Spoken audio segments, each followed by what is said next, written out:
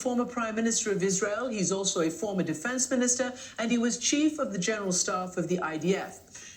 Prime Minister, welcome back to the program. Thank you for having me.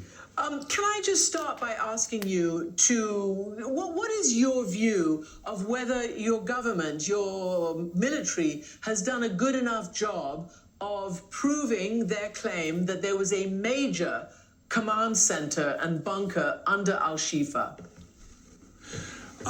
It's already known for many years that they have in the bunkers that originally was built by Israeli constructors underneath Shifa, were used as a command post of the Hamas and a kind of a junction of several tunnels, part of the system. I don't know to say to what extent it is a major. It's probably not the only kind of command post. Several others are under other hospitals or in other sensitive places, but it's for sure had been used by Hamas even during this conflict. When you say it was built by Israeli engineers, did you misspeak? No, decades ago we were running the place. So we held them. It was many decades ago, probably 4 decades ago, that we helped them to build these bunkers in order to enable more space for the operation of the hospital within the very limited size of this compound. Okay, all right. Well, that's sort of thrown me a little bit. So these were there for a long, long time, but you're claiming, or they're claiming, that they're used as a major command center. Anyway, the fact of the matter is that as yet, they have not shown conclusive proof of that. So may I ask you what you would... Christianne, wait a minute. It's not easy. We take care not to hurt the operation of the hospital. So we warned for many days that we are going to come there. Then we came very close, very cautiously in order to avoid loss of life among the doctors, the patients, or the nurses there. So as a result of it, the Hamas had all the time in the world to try to clean it, to try to erase it, to try to make it less kind of apparent when you come into that it was in use. But we are confident.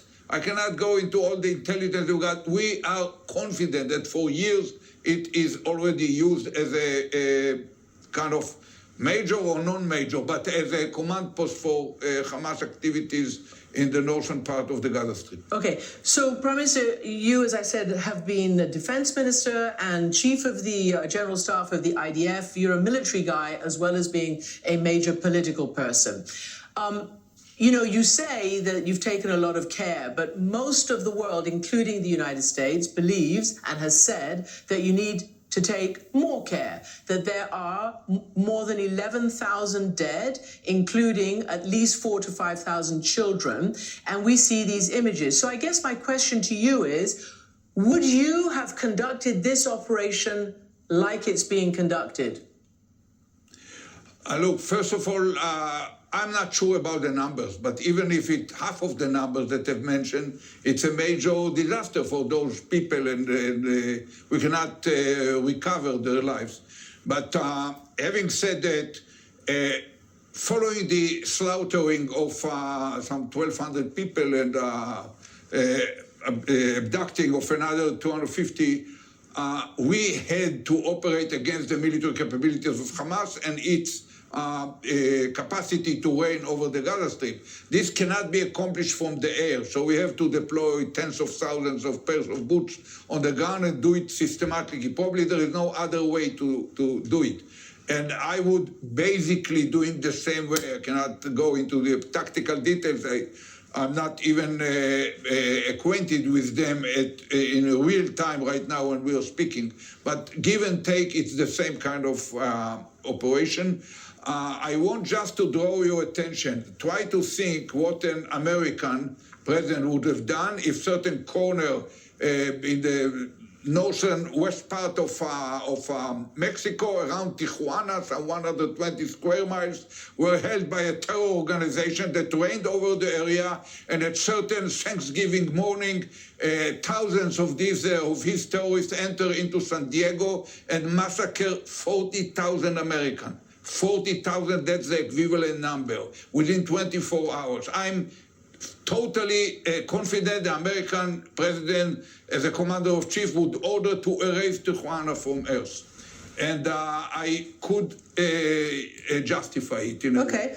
So you have to come to grips with the fact that we suffered it's not just terror, it's a crime against humanity in the most barbarian way. You cannot let it still exist when the operation is about to end. Okay, so what you say it's about to end. Okay, well, we know what the United States did in Iraq and in Afghanistan, so we know that there's a lot of civilian death, but that also had massive blowback and massive criticism from the International Human Rights Committee, and the people on the ground, the people left in those places, essentially were the terrorists of today, ISIS and the Taliban and I don't know what. The blowback was huge. So my question to you is, are you concerned about the increased radicalization after this? Do you believe that Hamas can be actually eliminated? Look, I'm confident that its military capabilities could be eliminated, not to the last RPG or the last rocket, but could be destroyed. I'm confident that his capacity to reign over the Gaza Strip could be destroyed. There will be still a question to whom we will hand over it later. But I know as well that unlike Daesh or Al-Qaeda, who were pariah in the Arab world, backed only by the Wahhabis, probably in Saudi Arabia, the Hamas is a political movement that, put aside the terror aspect of it, has a very big support. In Egypt, you have the Muslim Brotherhood. In Turkey, the AKP, the party in power, perceive itself as a sister, kind of ideologically sister of Hamas. And the same about 1/3 of the parliament in Jordan. So they have an ideology, they have a movement. We do not pretend to kill ideologies or to erase dreams and wishes from the minds of people. So we are fully realistic.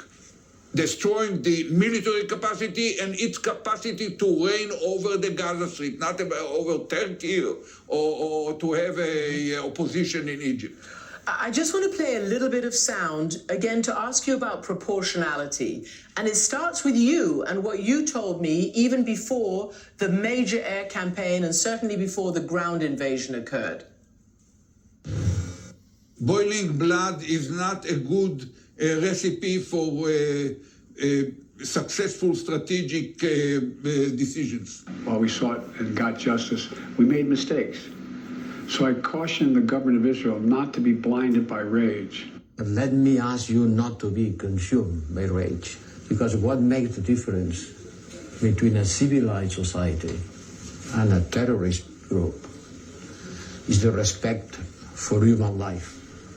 Prime Minister, are you comfortable with do you believe that rage is a big motivating factor here? And are you comfortable with the proportion of death that is happening in Gaza right now?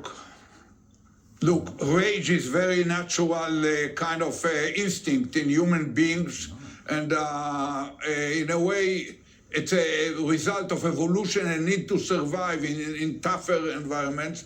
At the same time, I repeat what I have said, that boiling blood is not a good kind of guide for strategic purposes. And the other voices I have heard from just means that old people give clever advice to the younger ones.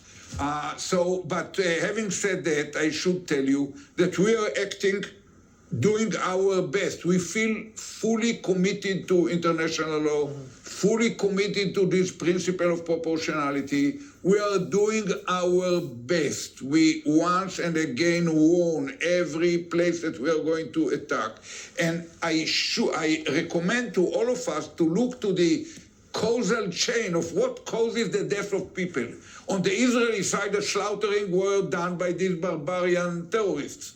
On the Gazan side, it was done by them, by the same terrorists in a different way.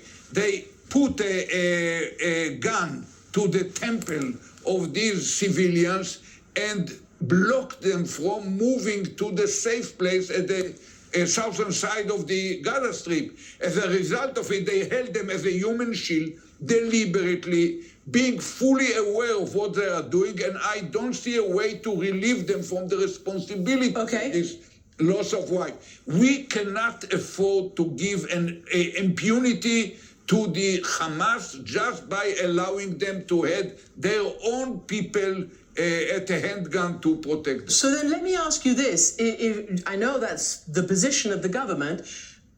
Can you tell me then how one can justify the position of the current government and the current prime minister, who, as we know from open source material, reports, his own words, in fact, you tell me because you were there, how did he have a strategy for Hamas in Gaza? You tell us. Look, I said once and again, I can repeat it here in English, but I say it also in Hebrew.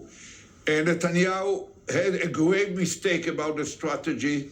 Well, some 5 years ago, some people will tell you more than 5 years ago, he shaped a strategy as he defined it. Whoever wants to make sure that we can block any possibility of a two-state solution has to support my position of keeping the Hamas strengthened and kicking and alive. He was even ready to bribe them with protection money that came in cash from Qatar, and to weaken the Palestinian Authority rather than the other way around. And I belong to about half of the public in Israel who believe that the two-state solution is the only viable solution in the long term. It's probably not, once again, the right time, because two people are still motivated by the instinct of rage and the boiling blood. But it become, we strongly believe that that's the only viable option, not because of justice for the Palestinians, which is not my highest priority, but it's a justifiable one for them.